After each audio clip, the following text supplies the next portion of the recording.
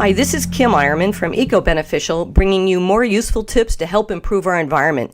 Today I've got the pleasure of interviewing somebody I know rather well, Jessica Schuler.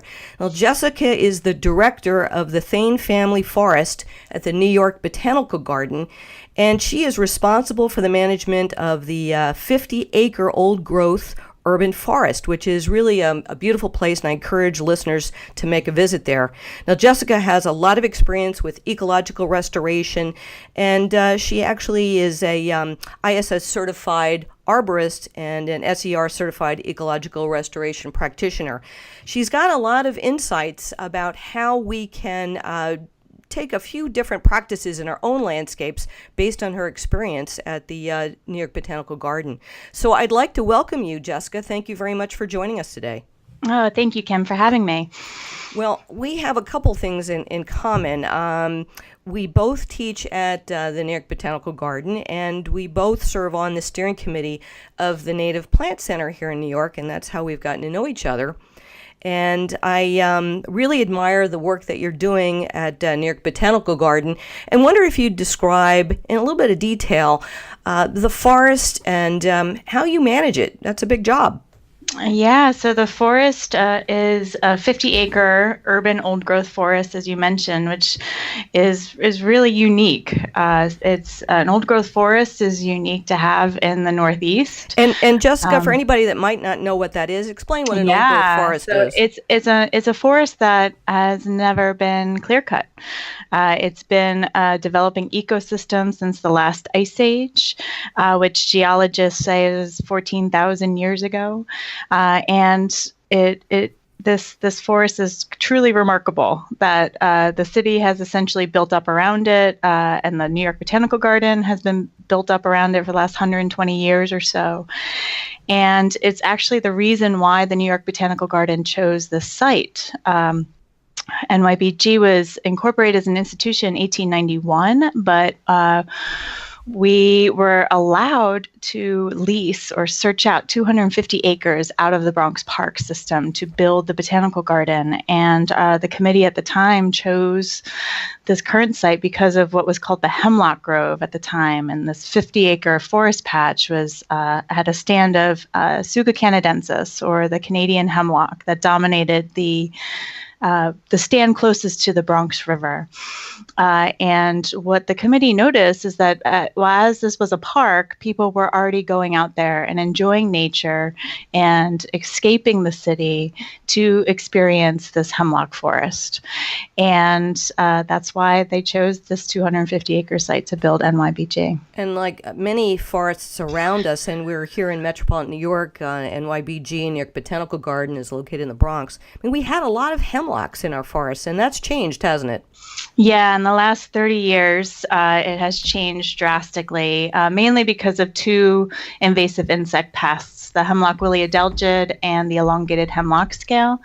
But interestingly enough, when Nathaniel Lord Britton, our founding director, started studying the forest back in 1896, they noticed there was not any regeneration of the hemlocks at that point in time. So this is before the introduction of those invasive pests, and they didn't quite understand why. The big conclusion that they were able to draw from a study of our hemlock grove, as well as hemlock groves all the way north to in the Adirondacks, was that soil compaction. It was probably soil compaction.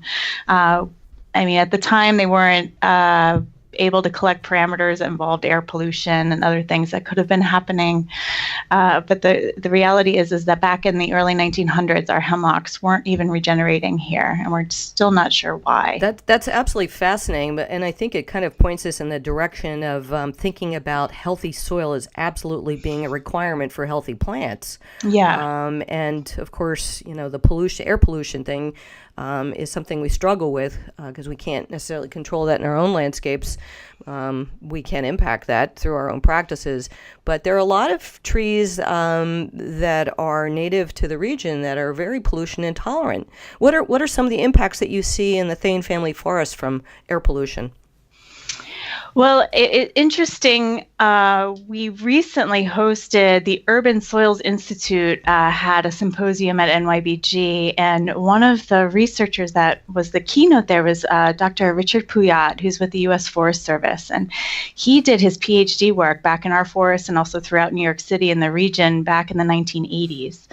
And he is doing some really fascinating work looking at nitrogen deposition and big sort of systems analysis of the Forest Service's FIA plots. But one of the discussions him and I had was that when he was in our forest in the 80s, there was very little regeneration happening. Very little sapling growth. In fact, I've seen pictures of our forest back then, and it was unbelievable. Like the forest floor was barren. And now we're having this incredible regeneration event that is mainly native, 75% native, which is incredible. And one of the species he pointed out was that he saw a lot of sugar maple in our forest. Which is shocking given how pollution sensitive those trees are. Exactly. I was fascinated by this, but he said, they like high nitrogen. They don't like sulfur. And so sulfur deposition stopped in the 90s, and because of various air regulations, and shifts, and it's interesting to see how this is going to play out. So he's doing this big analysis of the FIA plots. The Forest Service does, I think it's thousands of plots, and he's looking at that, and they're going to create a database of information about what species are doing well and why, and it's really interesting. So this makes me, think that, and to share this thought with listeners, that it's not just about the plants that we're planting, it's the cultural practices, it's the environment around us. Everything's really interconnected.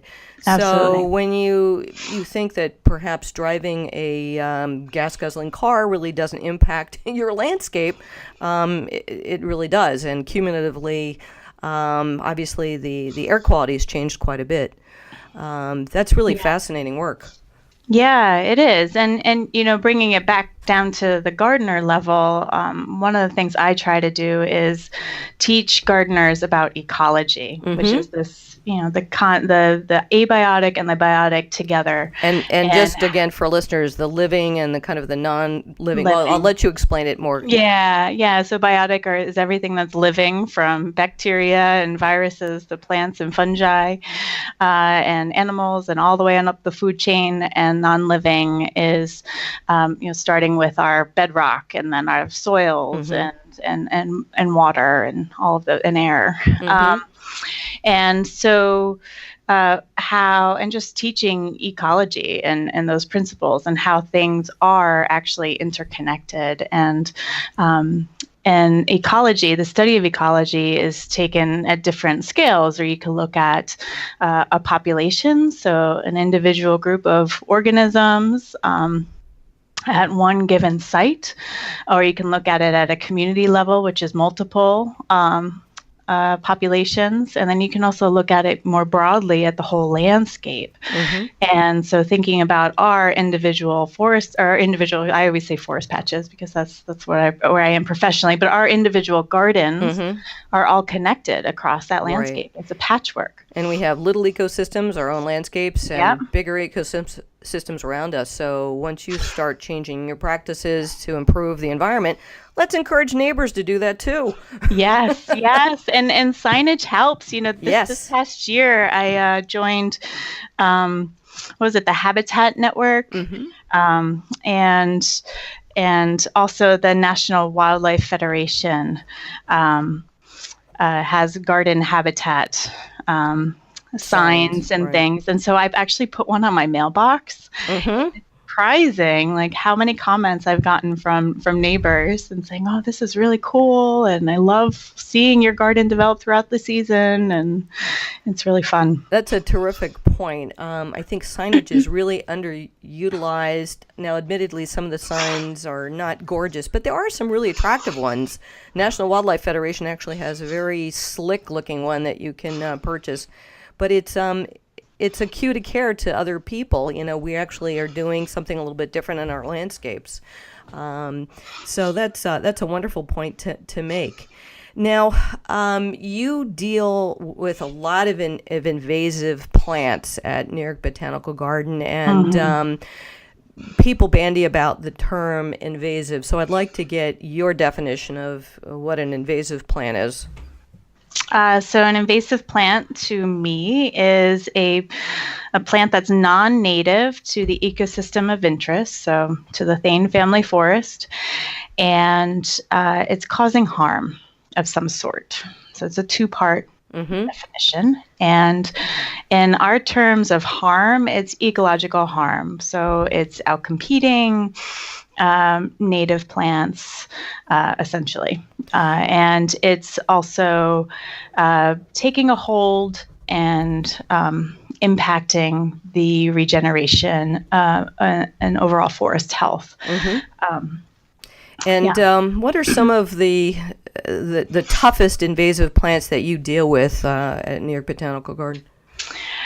So number one by far is the Japanese angelica tree, or Aralia elata, which is a close relative to our native devil's walking stick, Aralia spinosa. It's a disturbance, thriving, colony forming tree, small tree.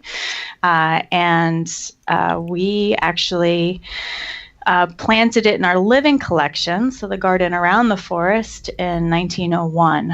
And this plant is, when you are working with invasive species, there is what's called the process of invasion curve, where when a species is first introduced to a site, so this Japanese angelica tree in 1901, was, just here. And then it has to overcome some sort of barrier to then be able to take off and actually invade. And once it does that, it can exponentially grow. And so, and the effort that is put into preventing it or stopping it, like early detection, rapid response in the very beginning, is at its lowest. Once it's become very established and hit that exponential growth, it's just looking at sort of management and containment, and the effort involved and essentially the cost involved is really high. And so here, 1901, we have a very old infestation. It's very embedded in our seed bank, so the dormant seeds in the soil in the forest. And it's definitely our toughest one. Yeah. And, I guess some folks know, maybe others don't, that many of these invasive plants were actually introduced through horticulture, just as you're describing. And some were actually introduced as, quote unquote, wildlife plants by departments of transportation. Exactly. And for, erosion control. Yes. Yep. Yeah. What are some of the other difficult plants that you're managing, some of the up-and-comers? Because this is a changing theme, isn't it? It's not that a plant's invasive and, for a 100-year period, and then, boop, you're onto something else. I mean, you have a lot of different plants that are coming into the equation now as invasive species. So what are some of those that might not be on our radar yet? Yeah, so things that are sort of on our watch list, looking mainly at woody plants, are Japanese holly, Ilex crenata, golden rain tree, Colereteria paniculata. We have, lacebark elm, Ulmus parvifolia, viburnums, various non-native viburnums. So from T. viburnum to double file to linden. File, wow. Yeah, linden viburnum. Yeah, it's interesting. We had a big invasion of double file viburnum back in the 1950s, and we found in our journals, the published journals of the New York Botanical Garden, that volunteer effort or staff effort was spent at weeding it out of the forest. Wow. So ginkgo. Maybe something ginkgo. to watch. Holy cow, common street tree in New York City? Yeah, exactly. It's something that we have just started seeing seedlings survive in the forest. So these are not yet on the New York list of invasives, but these are ones that you're watching, and ones that are I mean, gosh, my neighborhood, I see all of these all over the place, right?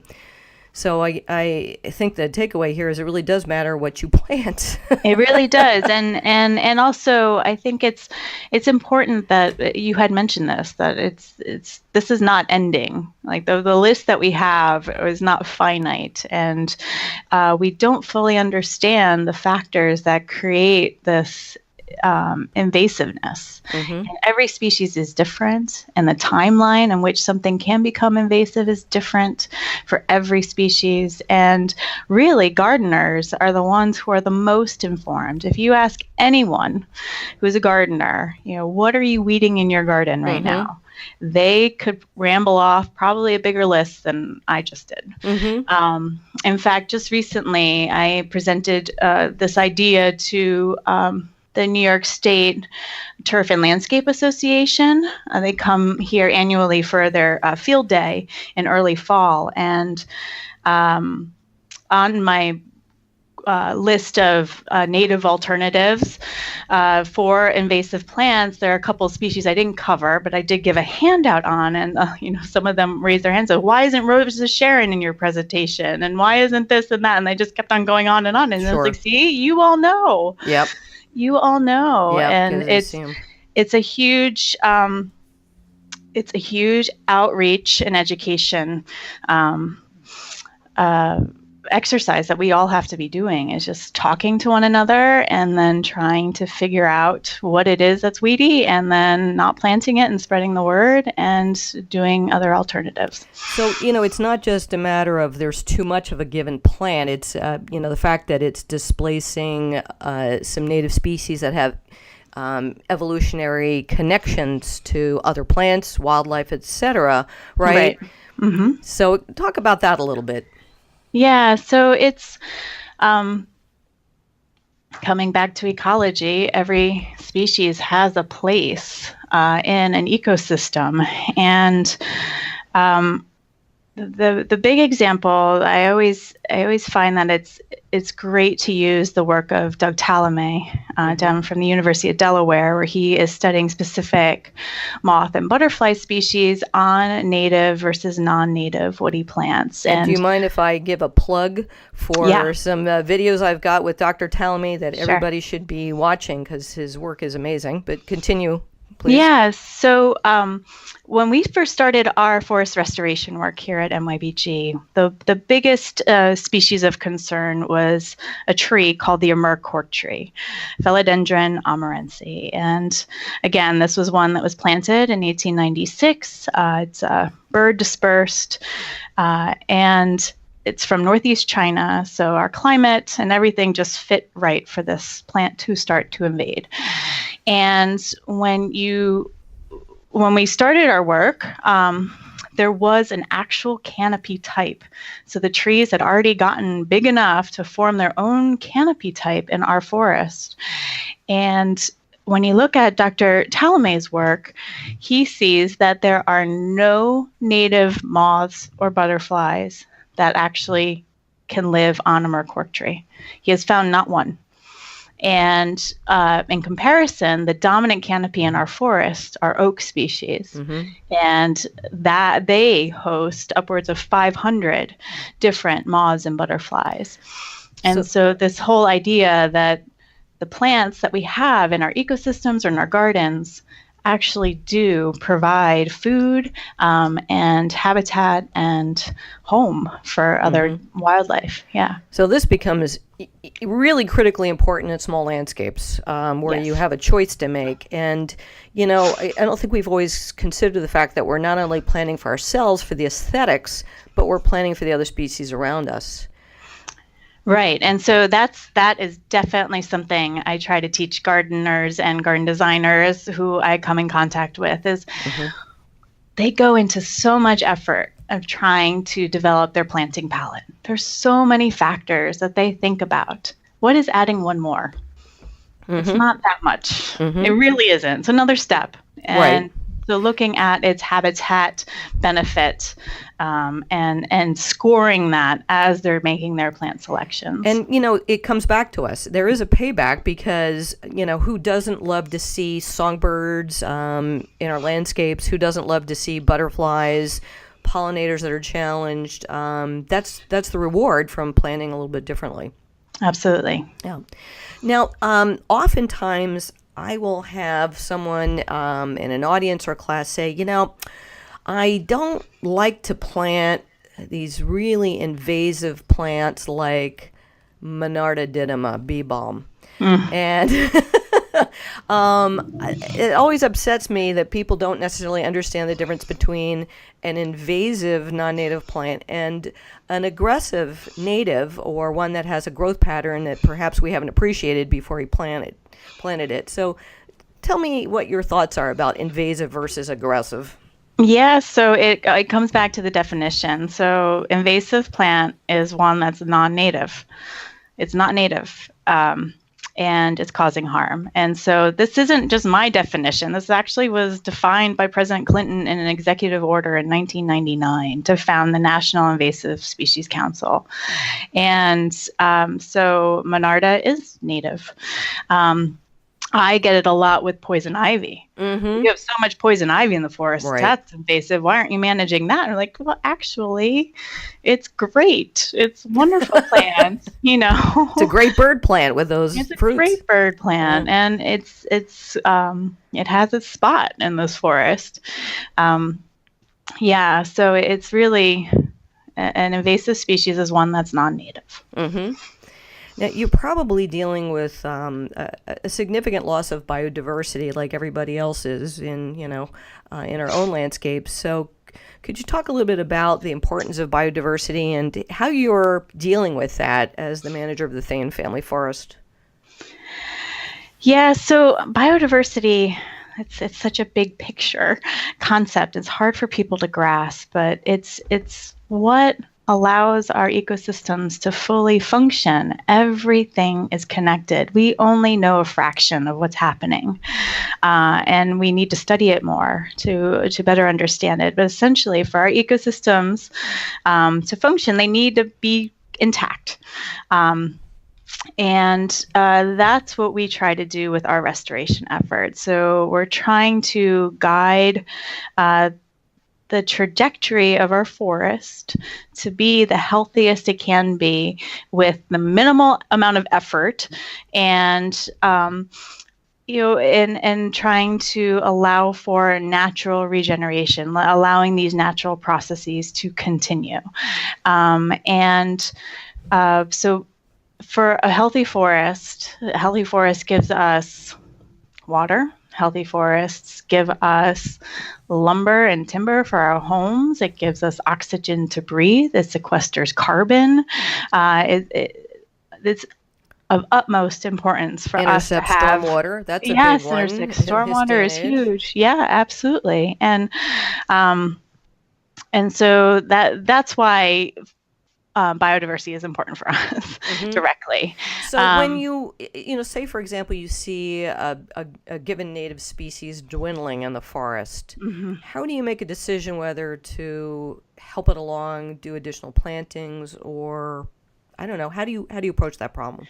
So our management is data-driven management. We have had an ongoing inventory program since 2002, and even some older data sets that were started before my time here at NYBG. And we collect information of all the woody plants in our sample, which is a 15% sample, and all the herbaceous ground cover and saplings and things that are growing here in the forest. We also have a flora checklist from 1899 of what was actually spontaneously here. And recently in 2006, we republished that flora checklist. Is that on the website? 2016, excuse me. Yeah. And it's open source too. We made it open source. It was published in the Gardens Britannia journal. And what we've actually found with all of this is that since 1899, 155 native species gone extirpated from our forest. They're gone. Gone. Folks don't Yes, know that fancy word, extirpated. Extirpated is a local extinction. That's the definition of extirpated. Yeah, so they're gone. And we are, through our work, trying to reintroduce those through various projects. One fun one is a new collaboration to do wildflower restoration. And we're working with a professor at SUNY ESF, the Environmental Science and Forestry School in Syracuse. His name is Professor Greg McKee. And we are also collaborating with the Bronx River Parkway Reservation Conservancy and the Westchester County Parks Department, and also the New York City Parks Department with the Greenbelt Native Plant Center. And what we're looking to do is bring back some of these wildflowers, but do it systematically and install them in plots. And one of the goals we have is to figure out how few do we need to plant to actually get a thriving, established population? That's interesting. So minimal effort, right? And so when you're thinking about all of the seed that we're using, we're propagating, it was all wild collected. So trying to reduce, when we find out the smallest amount we need to plant to restore, then it will have the minimal impact on surrounding ecosystems. Yeah. So that's interesting. That it seems to be kind of a gentle restoration approach. Yes. I like that. I like that notion because, we can, if we plant too much of something, we might really tip the scales in a direction we don't want to go in. That's fascinating. Yeah. So again, biodiversity. Yes. And there have been papers, there have been studies done on the links of specific species that grow in northeastern old growth forests in particular. And that's what I'm focusing on in this first phase of this wildflower restoration project, is those species that are known to be connected with old growth forest systems that aren't here anymore. Can you name a few of those just so we have a sense of what they might be? Yeah, so there are bellworts, Uvularia sessifolia, bloodroot, Sanguinaria canadensis. Trying to think what else off the top of my head. We do. So what's interesting is there are some species that aren't here, and then there are species that are here and connected to old growth forests and thriving. So, for example, Myanthemum canadense, the Canada mayflower, or Erythronium americanum, trout lilies. Those are doing incredibly well here. Yeah, you've got an amazing stand of trout lily. We do, right? It's incredible. It's so wonderful. Come and visit the Thame Family Forest in spring. It's really special. And I will make the comment here, you have a bit of a different situation than many folks have in the Northeast and Mid-Atlantic, because you don't have deer browse. You don't have deer parading through the Bronx. Although I have seen some pretty amazing things at New York Botanical Garden, like a pheasant. Yeah, we occasionally get pheasants and peacocks from the zoo. Yeah, I think they fly over from the zoo. But yeah, you don't have the deer browse that has severely impacted our natural forest areas in this region, and that's a big plus for you. Although you've got absolutely, you've got the trade-off of plenty of invasives and urban environment, pollutants. The harsh urban environment, and fragmentation, and So if you wanted to encourage a home gardener or a landscape professional to think about some steps that they could take to do this gentle ecological restoration, improve the ecology of a landscape, what are some of the things that you'd suggest they think about? I would go back to thinking of their garden as a plant community, and using the guidance from our surrounding ecosystems and trying to plant some of those plants in their garden. The biggest example and the best resource that I think we have for regional efforts is the Native Species Planting Guide for New York City. It's a terrific resource.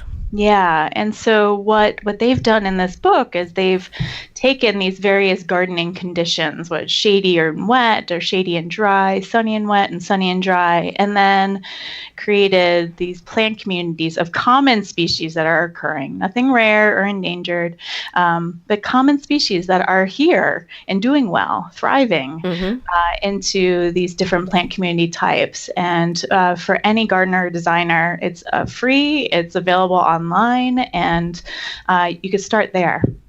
Thank you. I appreciate that.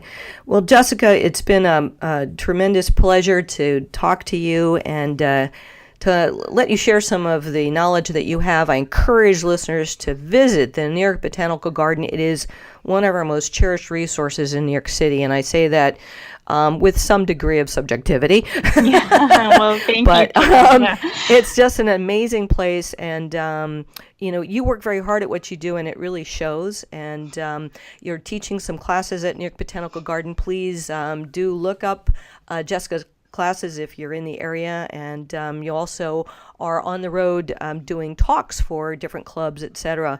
So listeners, stay in touch with Jessica Schuler and her great information. And again, thank you so much. I hope you'll join me for another talk real soon. Great, Kim. Thank you.